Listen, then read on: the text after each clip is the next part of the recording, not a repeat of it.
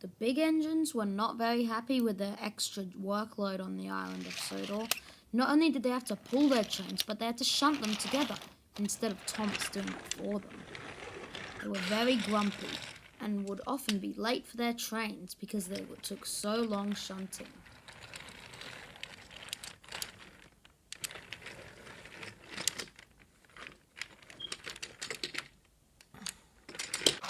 To make matters worse, they also had to use a turntable. Tank engines or smaller engines don't need to use turntables, but tender engines do because it's dangerous to go fast backwards. One day, Gordon hopped on. It was a very windy day.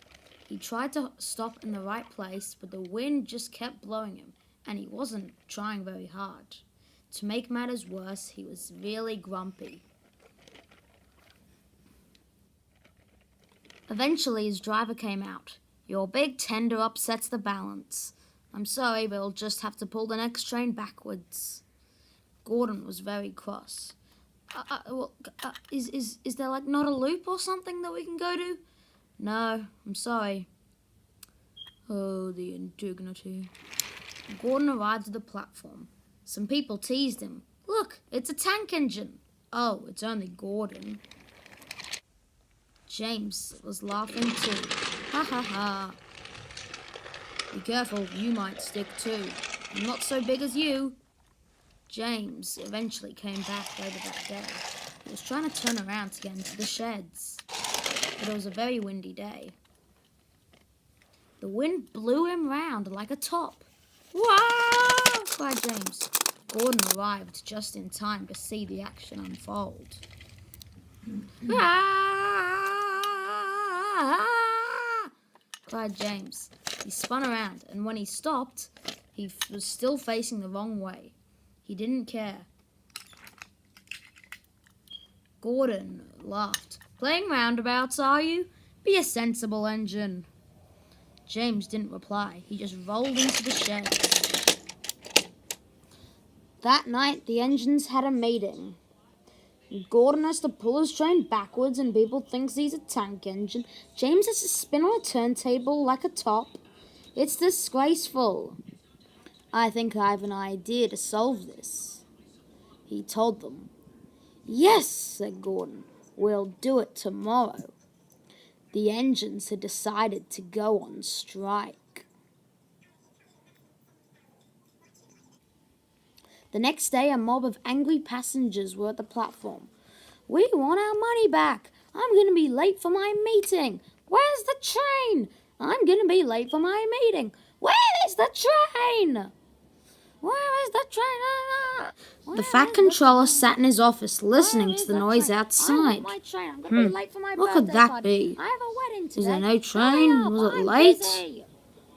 The station master came in. "There's trouble in the shed, sir. Henry is sulking, there's no train, and the passengers are saying that this is a bad railway." "Indeed," said the Fat Controller. "We'll see about that."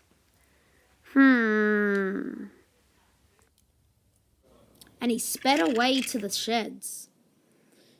He arrived at the sheds. The engines were grumpy. "Henry, go pull your train." "He won't, sir," interrupted Gordon. "We're on strike. We are important engines. You fetch our trains and we will pull them. We will not go in dirty sidings and shunt dirty trucks and coaches." I see. Well, we'll see about that." The Fat Controller thought long and hard. He then sped away to turn around and raced to the works.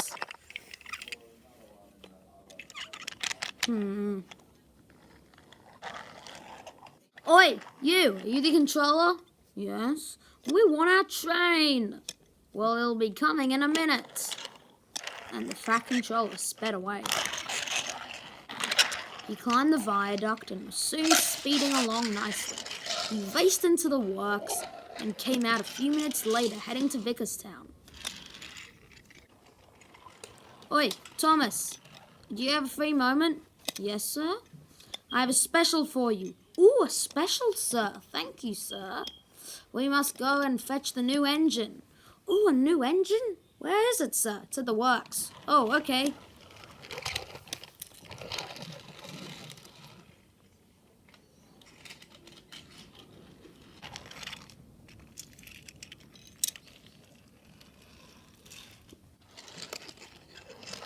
So Thomas and the Fat Controller went to the works, and when they eventually came out, they had an engine under a cover.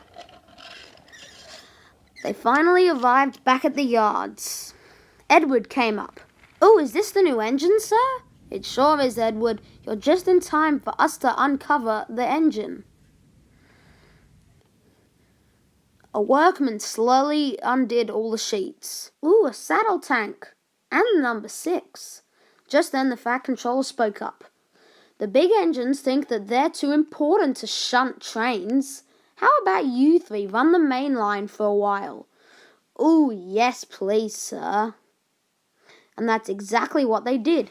The next day, the 3 engines pulled the express. "Ugh, my train's late, but oh well," said a passenger. Meanwhile, the 3 big engines were shut up in the shed. They were very lonely and only had the 3 of them for company and the occasional workman to pass by. They were very sad and now know that they are not so important after all.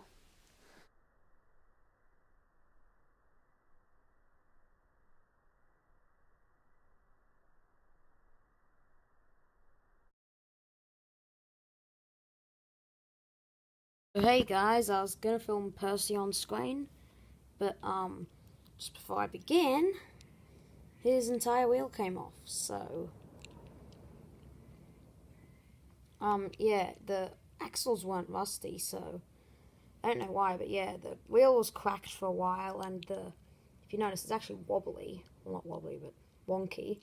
So it would always like bounce along the rails and like boom, boom, boom. So yeah, just before I started filming, the whole wheel came off, and yeah. So and this Percy's probably the one in the best nick or best condition, and there's not many chips in the paint. So I'm sorry, but you're gonna have to put up with this Percy on screen. He's not in the best shape, but until I can get an Adventures Percy, you'll have to put up with it. Or I actually might not get an Adventures Percy because, you know, I don't have very many Adventures rolling stock. And sorry if you can't hear me over the wind, but yeah, I'll have to use this Percy. He's not wonky and his magnets aren't the best condition, but yeah, I sharpied over a bit of that. But yeah. Sorry, guys, you'll have to put up with this one for a while. Why is that stuck in?